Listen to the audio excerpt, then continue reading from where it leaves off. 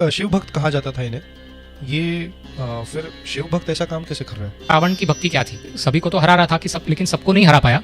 वो वानर के जो किष्किंधा के राजा थे वाली को मतलब पछाड़ने की कोशिश करता है रावण, लेकिन वाली इतना शक्तिशाली था कि वो उसको दबोच के उसको पूरे विश्व भर में घुमाता है। ये दोनों इंसिडेंट लज्जित करता है रावण को, तो इसके लिए वो शिवजी की भक्ति शुरू करता है। दुष्ट रावण है, घमंडी है, तो नंदी का मजाक उड़ाता है, बोलता है अरे बंदर साइड पे हो जाओ, शिवजी कौन है? तो नंदी अपने प्रभु के बारे में ऐसा सोच के क्रोधित हो जाता है और खुद को भी उसने बंदर बोला, तो बोलता है कि तेरे कुल का विनाश बंदर करेंगे। ये नंदी का श्राप है, और बोलते हैं कि वो जो बंदर तेरे कुल का विनाश करेंगे उनके हाथों में बल मैं ही दूंगा। तो शिवजी अभी उनको क्रोध आना शुरू होता है, तो एक अपने पैर के छोटे अंगूठे से कैलाश को नीचे दबा देते हैं, जिसके नीचे रावण दब जाता है। हजारों साल तक दबा रहता है, हिल ही नहीं पाता है। उसकी ताकत जिसने दी है उसी को भी नहीं छोड़ रहा है रावण, तो इससे बड़ा विलन कौन होगा? वो बहुत जोर से चिल्लाते हैं। हाँ, तो उसका नाम दशग्रीव है क्योंकि उसको 10 सिर है। हाँ। तो लेकिन इतने जोर से चिल्लाता है, शिव पुराण में लिखा है उसका नाम रावण पड़ जाता है, तो इसके लिए हम उसको रावण से जानते हैं। अच्छा, तो Ravan is not, it means a shrill shout, मतलब डरा हुआ एकदम जोरदार। भाई की बहू, मतलब उसकी भी बहू ही हुई, लेकिन फिर भी वो उसको छोड़ता नहीं है और उस पर जबरदस्ती करता है। तो नल कुबेर क्रोधित हो जाता है, और नल कुबेर लंका पहुंच के रावण को श्राप देता है कि तू कोई भी महिला को अगर अभी से तूने जबरदस्ती की तो तेरे सर सब फट जाएंगे।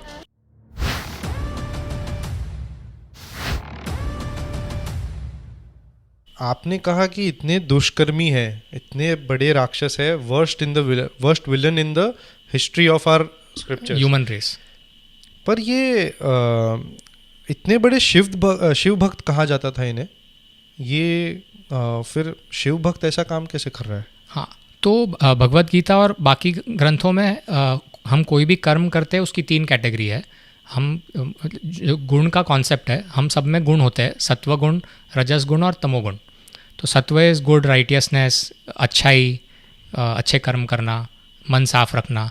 रजस इज एक्टिविटी, जो हम मटेरियल जो दुनिया है उसमें भागते हैं, काम करते हैं, धन कमाते हैं, परिवार, रैट रेस, वो सब रजस हो गया।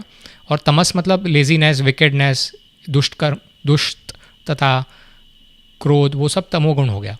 और वैसे ही जो हम कर्म करते हैं, समझो किसी भगवान की भक्ति की या यज्ञ किया या दान किया, सभी कुछ को हम 3 कैटेगरी में बांट सकते हैं। तो मतलब अगर आप भगवान की पूजा करते हो, उपासना करते हो, तो सत्व कैटेगरी वो है जिसमें आप भगवान की भक्ति करते हो कोई अपेक्षा किए बिना। जो हम कर्म योग की बात करते हैं कि मुझे भक्ति करनी है क्योंकि मैं आपका भक्त हूँ, मुझे कुछ नहीं चाहिए, तो वो सत्व भक्ति हो गई। फिर राजसिक भक्ति हो गई कि मुझे भगवान भक्ति करनी है क्योंकि मुझे परीक्षा में पास होना है, या प्रमोशन चाहिए, या इतना धन चाहिए, अपने आप की संतुष्टि के लिए आप भक्ति करते हो, वो राजसिक भक्ति हो गई। तो प्रभु या देवता प्रसन्न होकर आपको दे भी सकते हैं। और तामसिक भक्ति ये हो गई कि आपने कुछ भक्ति किया, यज्ञ किया, पूजा की, उपासना की, लेकिन दूसरे और किसी के नुकसान के कारण की। तो ये 3 कैटेगरी में हमको फिट करना है कि रावण की भक्ति क्या थी। अभी उसका बैकग्राउंड यह है कि वो सभी को तो हरा रहा था कि लेकिन सबको नहीं हरा पाया। वो वानर के जो किष्किंधा के राजा थे वाली, वो संध्या वंदना कर रहे थे at the meeting of 3 oceans दक्षिण भारत में, मतलब कन्याकुमारी आज का हो गया। तो वो पीछे से आके वाली को मतलब पछाड़ने की कोशिश करता है रावण, लेकिन वाली इतना शक्तिशाली था कि वो उसको दबोच के उसको पूरे विश्व भर में घुमाता है और उसको थका के वापस लेके आता है। और राक्षस जो है रावण, वो माफ़ी मांगता है, मतलब हार चुका है वो वाली के सामने, वाली के बल के सामने। वैसे एक महिष्मती नाम का एक राज्य था जो आज की नर्मदा नदी के तट पर महेश्वर माना जाता है, मध्य प्रदेश राज्य में। वहाँ के राजा थे बहुत ही पराक्रमी राजा कार्तवीर्य अर्जुन, तो उनको भी नर्मदा नदी के तट पे चैलेंज किया। Kartavirya Arjun, if I am not wrong, ये परशुराम जी के विलन है। हाँ, लेकिन एट दैट टाइम वो मतलब वहाँ के जो राजा थे उसको रावण ने चैलेंज किया था। तो वो कार्तवीर्य अर्जुन के सामने वो मतलब हार जाता है और उसको बंदी बना लेता है रावण को। तो रावण के जो दादा है पुलस्त ऋषि, उनको हवाई मार्ग से आना पड़ता है जब उनको पता चलता है कि रावण बंदी बन गया है, और वो राजा को बोलता है कि छोड़ दे, ये मेरा ग्रैंडसन है। तो ऋषि की बात तो माननी है, तो इसके लिए राजा रावण को छोड़ देता है। तो ये उसको ये दोनों इंसिडेंट लज्जित करता है रावण को, तो इसके लिए वो शिव जी की भक्ति शुरू करता है और पावर्स पाने के लिए। उसको ब्रह्मा जी ने इतने वरदान दिए लेकिन ये असंतोष है, इसमें तमस गुण है, तो भक्ति शुरू करता है कैलाश पर्वत जाके शिव जी को प्रसन्न करने के लिए। शिव जी प्रकट नहीं होता है, तो शिव पुराण में इसका स्टोरी है। तो वो रावण साउथ ऑफ हिमालय आता है वन में, तो वो वहाँ पे आके अपने एक एक सिर काटने लगता है। पॉपुलर स्टोरी है, तो मतलब इतनी घोर तपस्या है उसकी, तो 9 सिर काट देता है। जब 10वां काटने जाता है तब शिव जी प्रकट होते हैं और बोलते हैं क्या चाहिए, तो बोलते हैं मुझे और पावर चाहिए, और शक्ति चाहिए। तो वो ये तो थोड़ा सा ब्लैकमेल लग रहा है तपस्या से ज़्यादा तो। हाँ, तो लेकिन क्या है, भोलेनाथ है ना, तो भोले है। और क्या होता है कई बार मेरे अनुमान से कई बार क्या होता है कि मतलब भगवान को वरदान देना पड़ता है, क्योंकि वो तप के कारण इतनी ऊर्जा या अग्नि या हीट जनरेट हो जाती है। जैसे जो विश्वामित्र ऋषि की स्टोरी से मैं अनुमान लगा रहा हूँ, तो विश्वामित्र जी को, जो क्षत्रिय थे, उनको ब्रह्म ऋषि बनना था, लेकिन ऐसा कोई पहले बना नहीं था ब्रह्म ऋषि राज ऋषि तक बने थे वो विश्वामित्र, लेकिन उनको ब्रह्म ऋषि बनना था। तो इतनी तपस्या करते हैं कि इतनी हीट और स्मोक, धुआं उनके शरीर से उत्पन्न होता है कि सब जीव को हानि होने वाली होती है। तब ब्रह्मा जी आके उनको वरदान देना पड़ता है, बैलेंस मेंटेन करना। हाँ, तो इतनी घोर तपस्या की थी विश्वामित्र जी ने। तो वैसे ही ये मेरा अनुमान है कि ऐसे ही कुछ हुआ होगा कि शिव जी को आना पड़ा। ओके। और तांडव नृत्य भी किया, वो जनरली हमको सबको पता है। तो वो फिर उसको वरदान देते कि ठीक है तुझे और शक्ति देता हूँ मैं। और फिर उसके जो 9 काटे हुए सर थे वो जोड़ देता है। वैद्य जो होता है डॉक्टर आयुर्वेद के, वैद्य बनकर शिवजी उसके 9 सरों को जोड़ देता है। इसलिए जहाँ पे वो प्रकट हुए ज्योतिर्लिंग, वैद्यनाथ ज्योतिर्लिंग माना जाता है इसको। ओके। जो झारखंड, देवगढ़ झारखंड राज्य में है। तो मतलब और भी कुछ जगह है जहाँ पे ये हुआ, ऐसा लोग कहते हैं, उत्तराखंड, हिमाचल में। लेकिन मुझे लगता है कि ये साउथ लिखा है शिव पुराण में, तो यही एक जगह होगी। और एक महाराष्ट्र में भी है, परली बैजनाथ, लेकिन वो बैजनाथ है और ये वैद्यनाथ है। तो शिव जी वहाँ पे भी प्रकट हुए होंगे, लेकिन वो शायद अलग स्टोरी से कनेक्टेड होगा। Okay. So okay, coming back to this, उनको वरदान मिल गया है, तो उसको वरदान मिल गया है, तो वो देव और भी चिंतित हो जाते हैं कि अरे इसको तो और ताकत मिल गई, और परेशान करेगा लोगों को, ब्राह्मणों को, महिलाओं को, सबको। तो नारद जी से पूछते कि क्या करना चाहिए। तो रावण ने नारद जी को भी नहीं छोड़ा था। वो उसके पहले नारद को पूछा था कि मुझे ओम का मतलब समझाइए आप। ओम मतलब ब्रह्मन या परमात्मा। तो नारद जी नहीं सुना देते, तब नारद जी को भी परेशान किया था रावण ने। तो नारद जी के पास जाते देव और बोलते कि कुछ आप आइडिया लगाओ, सुझाव दो, क्या करना है। तो नारद जी पहुंच जाते लंका और रावण को बोलते अरे भोलेनाथ है, उन्होंने दे तो दिया वरदान, टेस्ट नहीं करेगा कि सच में हुआ है, आपको मिला है कि नहीं। तो रावण बोलता है कैसे करूं। बोलता है कि सबसे महत्वपूर्ण पर्वत है कैलाश पर्वत, जाके उठा लो तो पता चलेगा कि सच में आपके पास अभूतपूर्व ताकत है। तो चले जाता है पुष्पक विमान में। तो जब कैलाश तक पहुंचता है तब नंदी, जो शिवजी का वाहन है और उनका भक्त है, वो उसका पुष्पक विमान रुक जाता है, वो आगे ही नहीं जाता है। तो नंदी बोलता है आगे मत जाइए, आप नहीं जा सकते हो, क्योंकि ये शिवजी और पार्वती जी का स्थान है, पवित्र स्थान है। तो जो दुष्ट रावण है, घमंडी है, तो नंदी का मजाक उड़ाता है, बोलता है अरे बंदर साइड पे हो जाओ। और शिवजी कौन है। तो नंदी अपने प्रभु के बारे में ऐसा सोच के क्रोधित हो जाता है, और खुद को भी उसने बंदर बोला। तो बोलता है कि तेरे कुल का विनाश बंदर करेंगे, ये नंदी का श्राप है। और बोलता है कि वो जो बंदर तेरे कुल का विनाश करेंगे उनके हाथों में बल मैं ही दूंगा। वैसे ये नंदी जी का श्राप है, जिसके कारण ये यहाँ से एक्चुअली रामायण की स्टोरी शुरू होती है, वानर क्यों इन्वॉल्व हुए। अच्छा। तो फिर भी ये दुष्ट रावण रुकता नहीं है कि ठीक है मुझे तो आगे जाना है, क्योंकि कैलाश उठाना है उसको, मेरे पास तो इतनी शक्ति है, ताकत है, बल है। तो वो कैलाश को उठाने जाता है तो पार्वती जी डर जाती है, घबरा जाती है, शिवजी से गले मिल जाती है, करीब हो जाती है।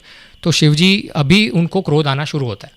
तो एक अपने पैर के छोटे अंगूठे से कैलाश को नीचे दबा देते हैं, जिसके नीचे रावण दब जाता है, हजारों साल तक दबा रहता है, हिल ही नहीं पाता है। उसकी ताकत जिसने दी है उसी को भी नहीं छोड़ रहा है रावण। तो इससे बड़ा विलन कौन होगा। वो बहुत जोर से चिल्लाते हैं। हाँ, तो उसका नाम दशग्रीव है, क्योंकि उसको 10 सिर है। हाँ। तो लेकिन इतने जोर से चिल्लाता है, शिव पुराण में लिखा है उसका नाम रावण पड़ जाता है। तो इसके लिए हम उसको रावण से जानते हैं। अच्छा, तो Ravan is not, it means a shrill shout, मतलब डरा हुआ एकदम जोरदार चिल्लाना। रावण इज वेरी मतलब नाम बहुत सही है फिर तो। हाँ सही है, क्योंकि वो है ही ऐसा। तो बहुत तपस्या करता है, बहुत शिवजी की माफ़ी मांगता है, तब शिवजी उसको छोड़ते हैं। बहुत मेरे ख्याल से 10,000 साल, 1000 साल। हाँ, और शिवजी मन में ठान लेते हैं कि अभी इसका अंत निश्चित है। तो ये नंदी और शिवजी के श्राप के कारण, ठीक है शिवजी का भक्त है, लेकिन कौन से कैटेगरी की भक्ति कर रहा है तू? सात्विक, राजसिक या तामसिक? तू तामसिक भक्ति कर रहा है क्योंकि तुझे दूसरों को नुकसान पहुंचाना है, तो उसका कर्मफल तो मिलना ही है, और वो ऑटोमेटिक सिस्टम में सेट है, धर्म है अपना। तो उसको ये कारण से सब वानर का अभी रामायण की स्टोरी अब शुरू होती है। इतना बस मतलब गोल घूम के कैसे, और फिर बाद में शिव जी के भी तो अवतार हनुमान जी है। हाँ, तो उसका स्टोरी जो है वो भी बहुत अद्भुत है। तो हनुमान जी का भी मैं बहुत भक्त हूँ, छोटा सा। तो हनुमान जी की स्टोरी, उनको कई शास्त्रों में शिव जी का अवतार माना गया है, कई शास्त्र में शिव जी का पुत्र माना गया है। तो उसकी कथा ये है कि एक बार पार्वती जी के साथ शिव जी वेंकाटाद्रि जो पर्वत है, शेषाचलम माउंटेन रेंज आंध्र प्रदेश में, तिरुपति जो आज हम जानते हैं, वहाँ पे जाते हैं। तो वहाँ पे पार्वती जी 2 वानरों को देखती है खेलते हुए, और उनको भी मतलब खेलने का मन होता है। तो शिव जी और पार्वती जी वानर का रूप लेके खेल खेलते हैं, और उसमें जो शिव जी का वीर्य है वो पार्वती जी वो इतना उसमें तेज है, उतना बल है कि वो पार्वती जी उसको समा नहीं पाती है। तो वो जो सीड है वो अग्नि को दे देती है, क्योंकि अग्नि खुद अग्नि है, लेकिन इतना पावरफुल है कि अग्नि भी नहीं उसको संभाल पाता है। तो वो अग्नि वायुदेव को दे देता है, जो वायु विंड के जो डेमीगॉड है। तो वायुदेव उसको उठा के, उसको वो फल है वो किसको तो देना है, शिवजी और पार्वती जी का फल है। तो तभी अंजनी देवी तपस्या कर रही है। अब ये अंजनी देवी कौन है? तो जब हमने पहले बताया था पुंजिका स्थला जो एक अप्सरा थी, उसके साथ शोषण किया, उसके साथ उस पर ज़ोर ज़बरदस्ती की, तो पुंजिका स्थला बेचारी मतलब बहुत बुरा हुआ। लेकिन वो बृहस्पति जो ऋषि है, जो देवों के ऋषि है, गुरु है, उनके वहाँ उनके आश्रम में सेवा करने लगी ऋषि की। तो कई साल बीत जाते हैं। तो पुंजिका स्थला भी अप्सरा है, तरुण है, जवान है। तो कुछ समय दूर एक कपल को देखती है जो जल क्रीड़ा कर रहे हैं। तो उसके मन में भी कुछ काम की भावनाएं जागती है। तो आश्रम में तो कोई है नहीं, तो बृहस्पति जी का हाथ पकड़ लेती है। तो बृहस्पति ऋषि क्रोधित हो जाते हैं कि तू मेरी शिष्य है, तू मतलब ऐसा नहीं कर सकती है, और उनको श्राप देते हैं कि तू पृथ्वी पे जन्म ले और तू वानर बनेगी। तो पुंजिका स्थला बहुत माफ़ी मांगती है, मेरी गलती हो गई, मैं मानती हूँ, मुझे प्लीज़ माफ़ कीजिए। तो बृहस्पति जी बोलते ठीक है, तू एक दिव्य आत्मा को जन्म देगी और बाद में तू वापस देवलोक आ सकती है। तो वो पुंजिका स्थला का जन्म हुआ था अंजनी वानर के रूप में। तो ये शास्त्र में है। जैसे कैसे हर स्टोरी कनेक्ट हो रही है इससे। अरे क्योंकि जो मेरा क्वेश्चन था बिल्कुल आउट ऑफ द फ्लो में मैंने पूछ लिया कि ये शिव जी के अवतार हनुमान जी, और फिर कैसे मालूम पड़ा कि पुंजिका स्थला और शिव जी भी रिलेटेड, अंजनी जी, हनुमान जी सब रिलेटेड है। यस, तो फिर आगे तो वायु वानर, हाँ, तो वो नंदी का श्राप था कि वानर के कारण उसके कुल का नाश होगा। तो अभी वायु के हाथ में शिवजी और पार्वती जी का जो फल है वो अंजनी देवी को दे देते हैं, और अंजनी देवी गर्भ से हो जाती है, गर्भवती हो जाती है, और उनकी जो गर्भ में जो है वो फल वो है हनुमान जी। और ये जो घटना हुई वो मतलब तिरुपति से तिरुपति का जो उल्लेख है वो पराशर संहिता में है, वो शास्त्र में है। लेकिन वो फल कहाँ पे दिया वो लोकल फोकलोर में आता है। किष्किंधा जो थी नगरी, वहाँ पे आज का जो हम्पी हम बोलते हैं कर्नाटका में, नदी क्रॉस करके एक आनेगुंडी जगह है, मैं गया हूँ वहाँ पे, बहुत ही अद्भुत खूबसूरत जगह है। छोटा सा एक पर्वत है और उसके ऊपर अंजनी देवी का मंदिर है। तो वहाँ पे मान्यता है कि यहाँ पे अंजनी देवी को वो शिवजी का प्रसाद मिला था, और इसलिए वायुपुत्र बोलते हैं। लेकिन फिर दूसरी एक दुविधा है कि तिरुपति का फल यहाँ पे मिला, लेकिन ब्रह्म पुराण में उल्लेख आता है कि हनुमान जी का जन्म गोदावरी नदी के तट पे हुआ। तो गोदावरी तो कर्नाटक में है नहीं, हम्पी में।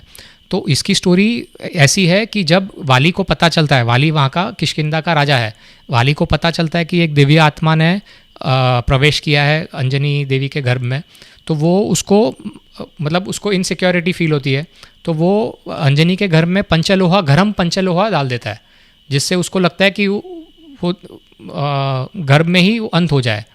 लेकिन पंचलोहा मतलब हनुमान जी है, मतलब कैसे हो सकता है, शिव जी के बच्चे हैं, तो वो हनुमान जी के कान का कुंडल बन जाता है पंचलोहा। लेकिन उसके कारण वो वहाँ से शिफ्ट हो जाती है अंजनी देवी, और एज़ पर ब्रह्म पुराण गोदावरी के तट पे हनुमान जी का जन्म है। और एज़ पर लोकल फोकलोर, जो लोकल मान्यता है, अंजनेरी नाम का एक गांव है नासिक के पास, मैं गया हूँ वहाँ पे, मैंने दर्शन भी किए, हनुमान जी का एक मंदिर है। लोकल मान्यता के हिसाब से वहाँ पे हनुमान जी का जन्म हुआ था। तो हम्पी है कि नासिक है कि तिरुपति है? तो तिरुपति में फल उत्पन्न हुआ शिवजी और पार्वती जी का, उसको वायुदेव ने दिया। तो बेसिकली जो जाइगोट बोलते हैं, एम्ब्रियो बोलते हैं, वहाँ पे फॉर्म हुआ तिरुपति में।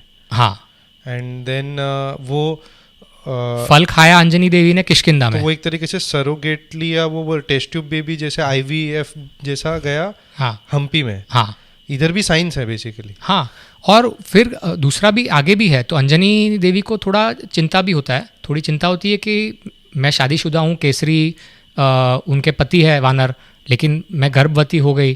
तो ऊपर से आकाशवाणी होती है कि आप घबराओ मत, ये एक दिव्य रूप आपके कोख से जन्म लेने वाला है, तो ये कोई मतलब गलत काम नहीं हो रहा है, आप एक दिव्य आत्मा को जन्म देने वाली है, तो ये आपका पुण्य है। तो इसीलिए फिर बाद में हम हनुमान जी को केसरी नंदन कहते हैं, वायुपुत्र कहते हैं, शिवजी का अंश कहते हैं, अंजनी पुत्र कहते हैं, अंजनेय कहते हैं, ये अलग अलग नाम का कारण। शिवजी के पुत्र है कि शिवजी के अवतार है, ये भी एक क्वेश्चन। एक ही बात हुई ना। मतलब मैं जब अगर समझो विष्णु जी ने कर्दम ऋषि और देवाहुति को वरदान दिया कि मैं आपका पुत्र बन के आऊँगा, तो वो उनके पुत्र बन के आए, लेकिन वो उनका एक अंश ही है ना, अवतारी है। तो आपको बोलने की परिभाषा अलग है। तो वो पुत्र कहो या अवतार, कुछ शास्त्र में उनको अवतार कहा गया है, कुछ शास्त्र में पुत्र कहा गया है, और दोनों मेरे ख्याल से सही है। ओके। और यही आपने जो भी वानर कहा, तो हाँ। मेरा क्वेश्चन यही आता है, जब बाली इतना पावरफुल था और रावण को तो ऐसे अपने एक लॉक में ही कर दिया उन्होंने,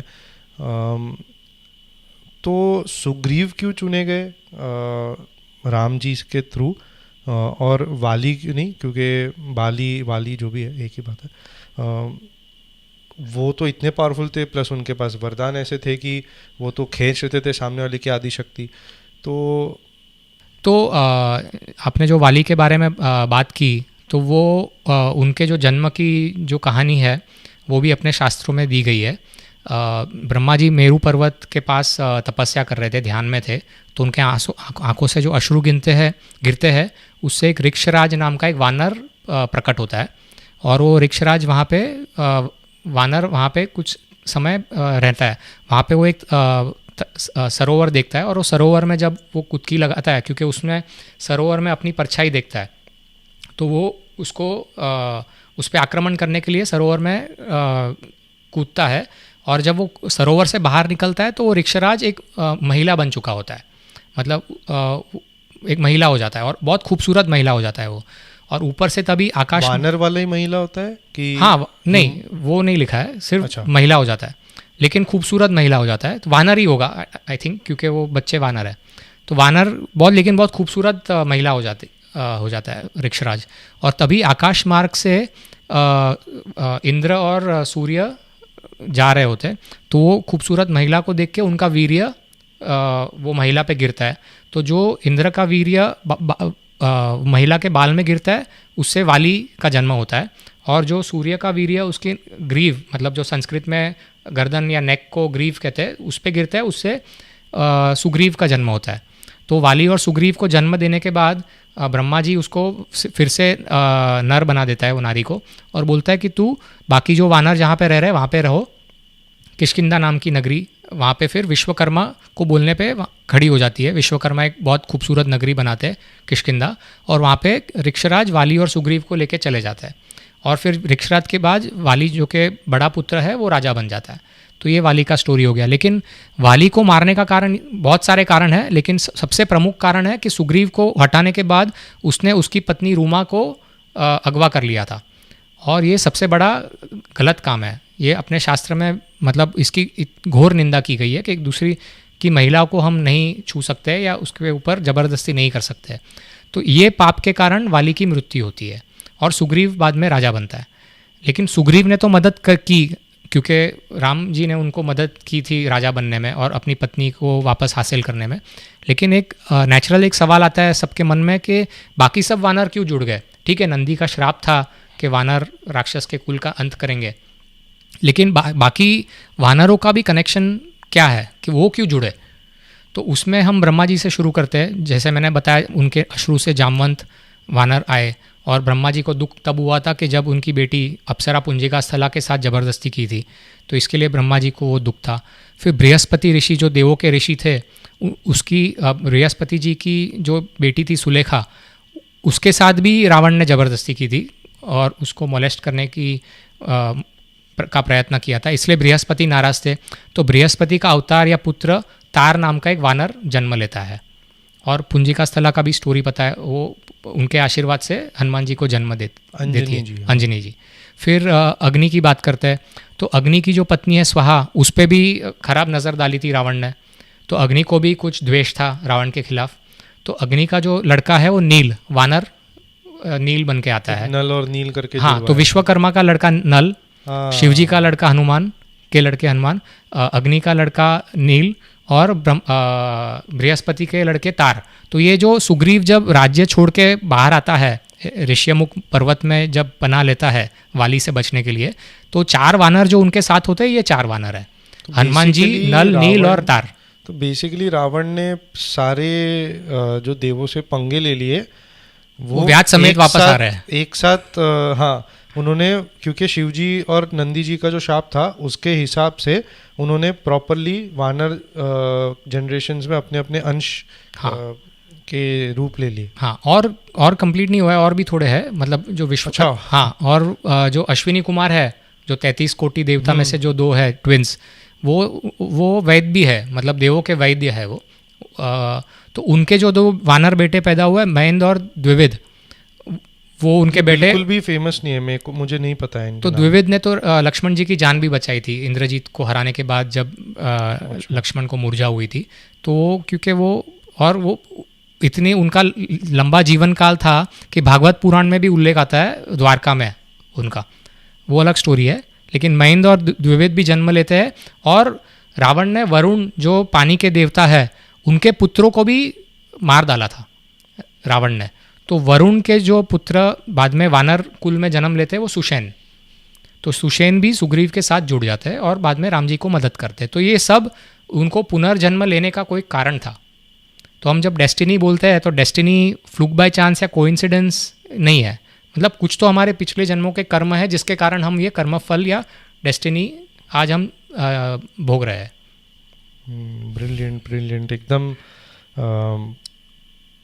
ऐसी स्टोरी। मतलब अब ये ना सबका सेंस बन रहा है धीरे धीरे। पहले तो हमें लगता था कि सुग्रीव राजा है तो सारे बंदरों या वानर जो भी थे सब लोग ने, सुग्रीव ने कह दिया तो कर दिया, बट इसके पीछे इतना डीपर मीनिंग रहेगा, ये तो बहुत ही शॉकिंग है।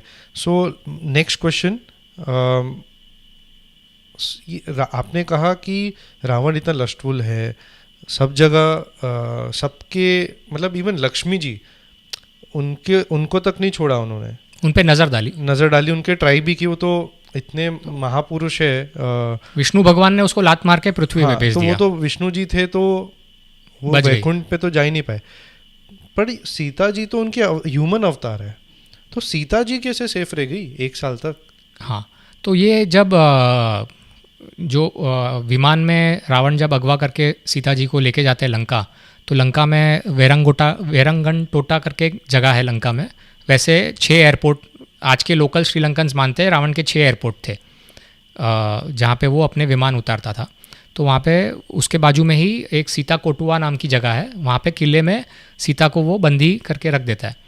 लेकिन वो कुछ नहीं कर सकता है, क्योंकि जैसे रंभा की जो स्टोरी हमने पहले बताई थी, वो कुबेर की बहू रंभा या नल कुबेर की पत्नी रंभा, उसके साथ उसने, जो रावण की भी एक तरीके से बहू है, बहू ही है क्योंकि अपने भाई की बहू, मतलब उसकी भी बहू ही हुई, लेकिन फिर भी वो उसको छोड़ता नहीं है और उस पर ज़बरदस्ती करता है।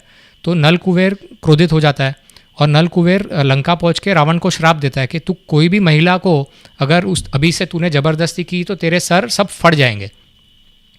तो वो इतना बड़ा श्राप है, ये महाभारत में, व्यास महाभारत में इसका उल्लेख है, ये श्राप का इतना बड़ा श्राप है कि उसके कारण वो सीता जी पे ज़बरदस्ती नहीं कर सकता है। उसको अगवा करके लाया, लेकिन वो पूरे लंका में, सीता कोटुआ में रखने के पहले पूरे लंका में सीता जी को घुमाता है कि ये सब इतनी सोने की लंका देख के प्रभावित हो जाएगी और सीता मान जाएगी। लेकिन सीता देवी है, मतलब वो चांस ही नहीं था होने का, लेकिन वो इसीलिए बची रहती है। और ये बात सीता जी को किसने बताई? वहाँ पे एक राक्षसी थी त्रिजटा नाम की, तो वो त्रिजटा सीता जी को बताती है कि ये आप डरो मत, ये कुछ नहीं कर सकता है क्योंकि इस पर नल कुबेर का श्राप है, अगर इसने आप पे ज़बरदस्ती की तो उसका सर फट जाएगा हजारों टुकड़ों में। अच्छा, आपने कहा सीता जी को कहाँ रखा गया? सीता कोटुआ करके एक जगह है लंका में। तो अशोक वाटिका क्या है? हाँ, तो उसमें रावण इतना इनसिक्योर है कि जितना दुष्ट होता है ना आदमी, वो इतना इनसिक्योर होता है। तो वो इतना इनसिक्योर था। अभी ये लोकल फोकलोर है, ये शास्त्र में नहीं है। तो एज पर लोकल फोकलोर वो सीता कोटुआ से एक सिगिरिया करके एक जगह है लंका के उत्तर में, वहाँ लेके जाता है। फिर वहाँ से वो सीता जी को अशोक वाटिका की तरफ लेके आता है। तो रास्ते में वो उसको खाने को चावल देता है रावण, लेकिन सीता जी वो चावल रथ के बाहर फेंक देती है। तो आज भी सीता गोली नाम की एक जगह है लंका में, बिटवीन सिगिरिया और अशोक वाटिका, जहाँ पे जो चावल आज अनाज जो उत्पन्न होते हैं, वो आज के लोग उसको संग्रह करते हैं और उसको बहुत ही पवित्र मानते हैं। आज भी ऐसी जगह है लंका में। और बाद में सीता जी को अशोक वाटिका में रखते हैं। और जो राक्षसी जो है वो जो उसको निगरानी रखने के लिए रखा गया है, वो स्त्रीपुरा नाम की आज भी एक लंका में जगह है, वहाँ अशोक वाटिका से कुछ दूर वहाँ पे रहती है। अभी दूसरा एक प्रश्न लॉजिकल आएगा कि सीता जी ने खाया क्यों नहीं, क्योंकि लगभग 11 महीने से ज़्यादा बंदी रही लंका में, तो उनको भूख प्यास कैसे नहीं लगी, तो खाए बिना कैसे रही? तो उसकी कहानी ये है कि जब सीता कोटुआ में रावण सीता जी को रखता है, तब जब शांत हो जाता है सब, तो इंद्र वहाँ पे आते हैं, इंद्र जो देवों के राजा है, और वो जो राक्षसियों है उनको स्तब्ध करके वो सीता जी के सामने आता है कि मैं इंद्र हूँ, मैं मदद करना चाहता हूँ आपकी। तो सीता जी बोलती है मैं कैसे मान लूँ, क्योंकि ब्राह्मण बन के रावण आया था, तो रावण का दूसरा रूप भी हो सकता है ये। तो वो फिर परीक्षा देता है, इंद्र परीक्षा देते हैं, इतना वो तेज दिखाते हैं, थोड़ा फ्लोट होते हैं हवा में, और एक जो उनके गले की फूल की माला है वो इतने तेज के कारण भी मुरझाती नहीं है, और अपनी आँख भी वो ब्लिंक नहीं करते हैं, खुली रखते हैं। तब वो प्रमाण मिल जाता है सीता जी को कि हाँ ये सचमुच इंद्र है, और वो उनको कुछ घी और चावल खाने को देते हैं इंद्र जी, और बोलते हैं ये आप खा लो, आपको कभी भूख नहीं लगेगी। तो इसके लिए जब वो बंदी थी तो त्रिजटा की मदद से सीता जी को रंभा की स्टोरी पता चलती है, और वो नल कुबेर के श्राप के कारण वो बची रहती है, और इंद्र जी के चावल के कारण उनको भूख नहीं लगती है। बट ये सीता जी एक घास रखती है अपने साथ। हाँ, वो क्या है फिर? तो जब रावण सीता जी को लंका लेके आया था, तब उसने सीता जी को 1 साल का समय दिया था निर्णय करने के लिए। और जब हनुमान जी सीता जी को ढूंढते हुए अशोक वाटिका पहुँचे, तब उन्होंने पेड़ के ऊपर से देखा सीता जी को, लेकिन वो जब उनको अप्रोच करने गए उसके पहले वहाँ पे रावण की एंट्री होती है। तो रावण वहाँ पे सीता जी को वापस धमकी देता है कि 1 साल होने को आया, 10 महीने ऑलरेडी हो गए, तय करो आप।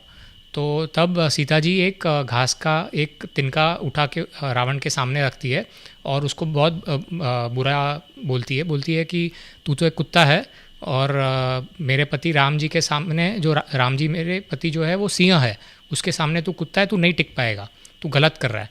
और तब रावण गुस्से में वहाँ से निकल जाता है और बोलते हैं 1 साल में तूने अगर हाँ नहीं कहा तो राक्षसी को बोल के नाश्ते में वो तुमको खा जाएगी।